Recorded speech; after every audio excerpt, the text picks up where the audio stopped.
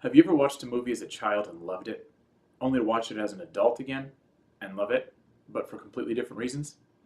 Forget movies that are advertised as fun for the whole family, and let's talk about one that actually is. So, with nothing further, let's get to my review. Believe it or not, my grandmother took me and my brother to see Don't Tell Mom the Babysitter's Dead when we were 10 and 8. There was only one other person in the theater, and she walked out a quarter of the way into the movie. Maybe Grandma wanted to walk out too, but she didn't. She was the coolest. I will forever treasure that experience. Obviously, because it was time with my grandmother and brother, but also because the movie was very entertaining. And like so many older movies, I appreciate it for reasons dependent on the age I am when I see it. More on that as I go on. We start out with a single mother raising 5 kids in one of those hulking old houses that seem only to exist in 90s movies anymore. It's gorgeous, but it's a mess. Because her kids are a bunch of little a-holes. But not to worry, this mama is going to Australia for 2 months over the summer, so she'll be away from her little heathens. The oldest daughter, Sue Ellen, is looking forward to a summer of staying out all night and partying with friends. That is, until she enters the door to a little old lady who says she's the babysitter. Yep, Mom is leaving the 2 teenagers and 3 little kids with a sweet old lady. As the 4 kids who are actually there when Mom leaves wave goodbye to her as she gets into a van and backs out of the driveway, the babysitter pulls out a whistle. Did I say she was a sweet old lady? My bad. I'm going to stop here for a minute. As a heathen little 10-year-old myself, I hated this old woman because I was convinced that she was mean and crossed the line with these kids.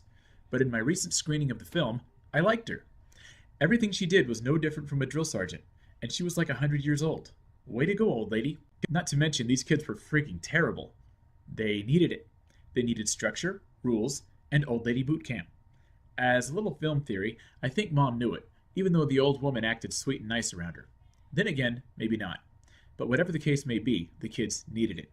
Unfortunately, however, she dies. She takes one look at the oldest boy Kenny's room, with its scantily clad poster women lining the walls, its half-eaten aged food in plates all over the place, and the not-so-subtle nod to death metal in every nook and cranny, and she promptly freaks out, and soon after dies on a chair in the living room. Way to go, Kenny. Not.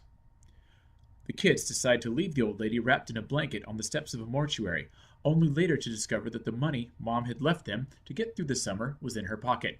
Ha! Take that, you little heathens. Looks like somebody's going to have to find a job. After a short and disgusting stint at Clownburger, Sue Ellen steps up her resume game. She lies. She lies like Richard Nixon. But hey, it lands her a job as a fashion executive when she applied for the receptionist position. Now she gets to pull that off with no actual experience while fighting off advances from her boss's pervert boyfriend and wrangling her heathen siblings. Any teenage girl's dream summer. This movie features one of the best one-liners. Dishes are done, man! And let us not forget the 90s go-to line for a jilted boyfriend. I'm outta here. And you've all heard it, I know you have. I'm right on top of that, Rose. While some movies skillfully do not tip their hand when it comes to when they were made, this movie wears its time period on its sleeve. But since the 90s are, like, so in right now, what's the problem? Watch it while the craze lasts. And even if it doesn't, watch it anyway. In case you haven't noticed, on this channel we're not that concerned with what's hot and what's not. If something is cool, then shamelessly enjoy it. Who cares what's trending? You know what should always trend? Good art. And this is good. Now, if you wanted a quintessential teenage girl with attitude in 1991, you looked no further than Christina Applegate, who played the lead role of Sue Ellen. The supporting role of Kenny was played by Keith Coogan. I'll admit I'm largely unfamiliar with Coogan, but I very much appreciated the casting choice for this film. This was one of those times when you're just not sure if the screenwriter wrote the character quite as well as it was played. Kenny's character description probably had the word stoner in it, but it's not where Keith Coogan stopped when he brought Kenny to life. Outwardly, he was a definite stoner with misfit friends and a disposition for trouble. But just beneath was a certain innocence. There was a fun-loving heart that just wanted to be happy and wanted everyone he cared about to be happy too. And while he had little to no concern for academics, it was because he struggled to connect to it, not because he wanted to be bad. As a special education aide, in one of my day jobs, I've seen so many students like Kenny. I had nothing but heart for him. He was my favorite character. There was relatability there. So congrats, Keith Coogan. You've achieved an actor's ultimate objective. A noteworthy scene in this movie happens when Sue Ellen and Kenny are arguing like a married couple about slaving away in an office and making a living versus being stuck in the house cooking and cleaning all day. Sue Ellen was the one working, and Kenny was the one cooking and cleaning. This is funny enough now, but back in 1991, before stay-at-home dads were a thing, it was hilarious that they put a male in that position. But don't get me wrong, while they used gender roles as a humor tool in the spoof of A Couple's Spat, this movie absolutely advocates men cooking and cleaning, and that is what makes this film significant now. See how I did that? It's all true. This is one of those movies that someone can be watching in your vicinity while you're doing other things, and you'll end up watching it with them. At its most basic level, it's entertaining.